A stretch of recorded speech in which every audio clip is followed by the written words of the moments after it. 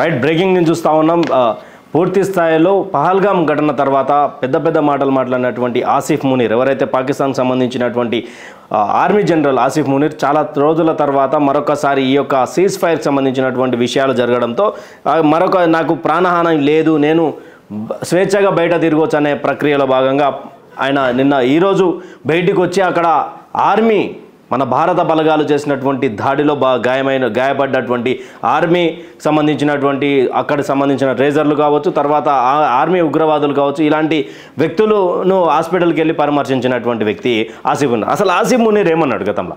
ఆసిఫ్ మునీర్ ఏమన్నాడు అంటే, భారత్పై మేము పైచేయి సాధిస్తాము, భారత్పై ఉన్నటువంటి దాడి ఏదైతే పహల్గామ్ దాడి ఉన్నదో పహల్గామ్ దాడి విషయంలో కూడా మొత్తంగా ఒక్కసారిగా ఏదైతే మే 7 ఉగ్రవాద స్థావరాలపై జరిగినటువంటి దాడి ఏదైతే ఉందో, ముజాఫరాబాద్ కావచ్చు, మిగతా ఏరియాలలో ఉగ్రవాద స్థావరాల్లో జరిగినటువంటి దాడి, భారత్ చేసినటువంటి దాడిపై తట్టుకోలేక ఆల్రెడీ కుటుంబాన్ని మొత్తంగా తను వేరే దేశానికి పంపించినటువంటి దాఖలాలు కనిపించినాయి. తర్వాత ఆయన పోయి బంకర్లలో దాక్కున్నాడు. ఈయన కూడా మొత్తానికి భారత్ని భయపెట్టే ప్రయత్నం చేస్తాడు. ఒకవైపు భారత్కు సపోర్ట్ ఇవ్వండి, భారత్ మేము సపోర్ట్ ఉన్నాం, భారత్ మాకు సపోర్ట్ ఇస్తే పాకిస్తాన్ మట్టిలో కలిపేస్తామంటూ కూడా బలూచిస్తాన్ లిబరేషన్ ఆర్మీ ఆల్రెడీ పాకిస్తాన్పై ఫైట్ చేస్తూనే ఉన్నది. మొత్తానికి అక్కడ 16 మంది ఎవరైతే బలూచిస్తాన్ చేసినటువంటి అతిపెద్ద ఆపరేషన్లో 16 మంది సైనికులను హతం చేసినాం. తర్వాత అక్కడ ఉన్నటువంటి గ్యాస్ పైప్ లైన్లను ఆర్థిక మూలాల మీద కొట్టినాం.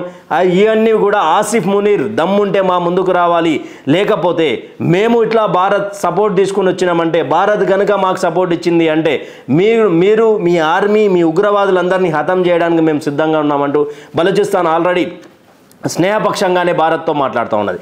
పహల్గామ్ విషయంలో మొత్తానికి ఆసిఫ్ మునీర్ ఇలాంటివి చాలా పుల్వామా ఘటన కావచ్చు, గతంలో కొన్ని ఘటనలు జరిగింది, దానికి కొన్నిటికి కూడా ఆసిఫ్ మునీరే ఆధిపత్యం చెలాయించి అక్కడ ఉన్నటువంటి ఆర్మీ జనరల్గా ఉన్నాడు. తర్వాత ఉగ్రవాదులతోటి సంబంధాలు పెట్టుకొని భారత్ని ఎలా దాడులు చేయాలి, భారత్ని ఎలా వెనుకడిగేపియాలి, భారత్పై ఎలా దాడులు చేయాలి, భారత సామాన్య ప్రజలను ఎలా చంపాలి, మరీ ముఖ్యంగా హిందువులను టార్గెట్గా పహల్గామ్ దాడి అటాక్ జరిగింది కదా, ఆ అటాక్కి పూర్తి బాధ్యత ఆసిఫ్ జనరల్ మునీర్కి సంబంధించే జరిగి ఉంటుంది అంటూ కూడా వార్తా కథనాలు వచ్చినటువంటి. అయితే ఇక్కడ ఈ నెల మొత్తానికి హిందువులు ముస్లింలు వేరంటూ కూడా భారతదేశంలో మతోన్మాద విద్వేషాలు రెచ్చగొట్టడానికి, అదొకటి పాకిస్తాన్కి సంబంధించినటువంటి మీడియా కూడా ఇది ఉగ్రవాదులు భారత్ మధ్య జరుగుతున్నటువంటి ఇష్యూలో మతం రంగు పొలిమించుకొని మతం రంగుని పొలిమించడానికి కారణం కూడా ఆసిఫ్ మునీరే.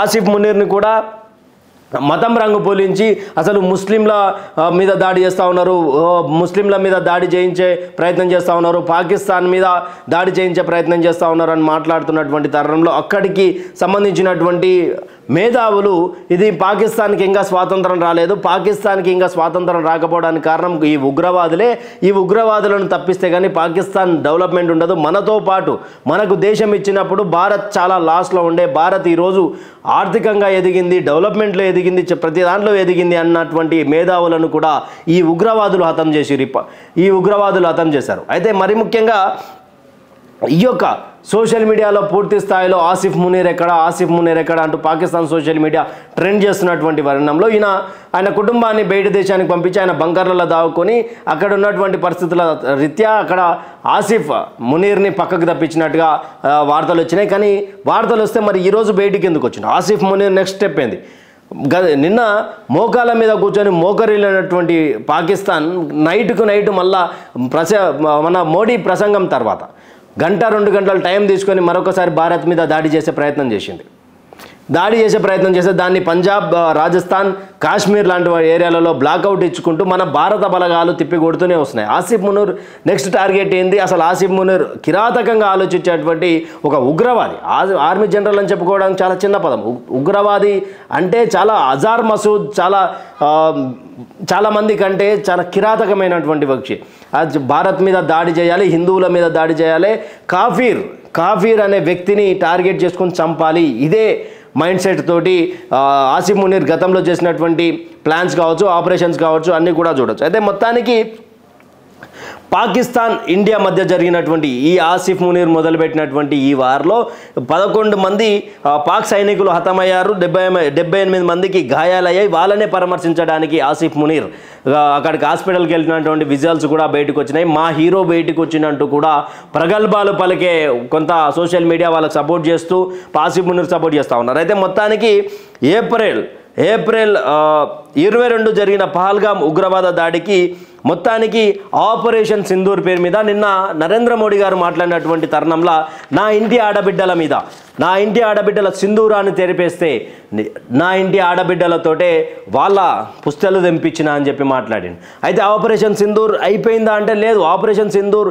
సక్సెస్గా రన్ అవుతా ఉన్నది. ఆపరేషన్ సింధూర్ తర్వాత అభి పిక్చర్ బాకీ హై భాయో అని కూడా ఆర్మీకి సంబంధించినటువంటి మేజర్లు ట్వీట్ చేస్తూ ఉన్నాడు.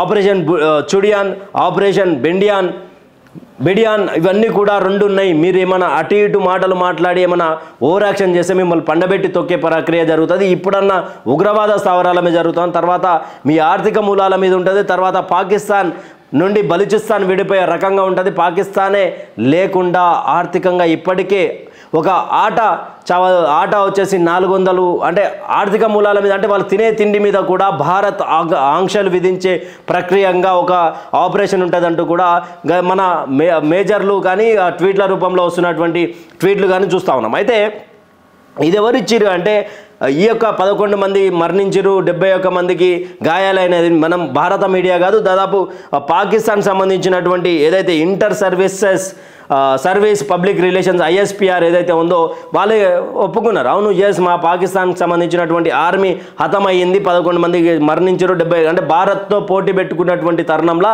మా యొక్క ఆర్మీకి సంబంధించినటువంటి వ్యక్తులు చనిపోయారు. ఇంకా ఉగ్రవాదుల గురించి అంటే పొల్లు 300 మంది దాకా చచ్చిపోయినటువంటి తరుణం అది.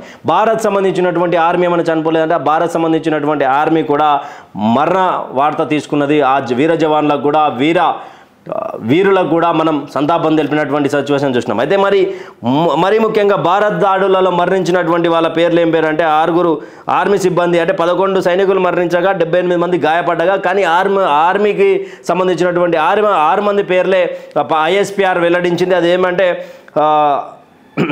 నాయక్ అబ్దుల్ రెహమాన్ నాయక్, వకార్ ఖలీద్, లాన్స్ నాయక్, దిలావర్ ఖాన్, ఇక్రముల్లా సిపాయి, ఆదిల్ అక్బర్ సిపాయి, నిసార్ అని ISPR చెప్పింది. కానీ వీళ్ళు ఆర్మీకి సంబంధించినటువంటి వాళ్ళ లేకపోతే ఉగ్రవాదులకు సంబంధించినటువంటి వాళ్ళ లష్కర్ ఎ తోయిబా కావచ్చు, జైషే మహమ్మద్ కావచ్చు, మరికొన్ని ఉగ్రవాద స్థావరాలు ఉన్నటువంటి ఏరియాలలో అసలు ఎవరని, వీళ్ళు టెర్రరిస్టా లేకపోతే ఎవరు ఈ వ్యక్తులు, ఆర్మీకి సంబంధించినటువంటి గ్యారంటీ ఏంది అంటూ కూడా కొన్ని నెటిజన్లు ఫైర్ అవుతా ఉన్నటువంటి విషయం. పూర్తి స్థాయిలో మరికొన్ని వార్తలతో కూడా మీ ముందుకు వచ్చే ప్రయత్నం చేస్తాం. ఇక బాగా ఆసిఫ్ మునీర్ నెక్స్ట్ టార్గెట్ ఏంటి? పాక్ జనరల్గా ఉన్నాడా, తీసేశారు? మీకు పాక్ సంబంధించినటువంటి బార్డర్లో ఉన్నటువంటి రాష్ట్రాలు ఎవరైతే ఉన్నారో వాళ్ళు తస్మత్ జాగ్రత్త, కేంద్రం కూడా హై అలర్ట్ కొన్ని మన తెలుగు రాష్ట్రాల్లో కూడా జారీ చేసింది. ఇప్పటికీ యుద్ధం అయిపోయిందనే ఆలోచనలతోటి మీరు తస్మత్ జాగ్రత్త ఉండకుండా అప్రమత్తంగా ఉండకుండా ఉంటే కొన్ని అనివార్య కారణాలు జరుగుతాయి. ఎందుకంటే దిల్సుఖ్నగర్ బాంబ్ బ్లాస్ట్ల ముందు యుద్ధం జరగలేదు, 26/11 కంటే ముందు యుద్ధం జరగలేదు, లుంబిని గోకుల్ చాట్ కంటే ముందు యుద్ధం జరగలేదు. ఇలాంటి పరిణామాల్లో పాకిస్తాన్ వక్రబుద్ధి చూపిస్తుంది. ఆ వక్రబుద్ధి చూపించి మన భారత సామాన్యుల మీద దాడి చేసే ప్రయత్నం చేసేది. భారత్ యుద్ధంలో కూడా మానవత్వం చాటింది. ఉగ్రవాద స్థావరాల మీద కాకుండా ఎలాంటి సామాన్యులను టచ్ చేయలేదు భారత్ బలగాలు. కానీ పాకిస్తాన్కి సంబంధించినటువంటి వాళ్ళు మాత్రం యుద్ధమే ఎవరైతే ఏముంది భారత్లో చనిపోతే చాలు మాకు సంతోషం అన్న రీతిలో ఉంటుంది. మీరు కామెంట్ రూపంలో చెప్పురి, షేర్ చేయండి, లైక్ చేయండి, 10 మందికి ఈ విలువైనటువంటి సమాచారాన్ని అందించండి. Thank you.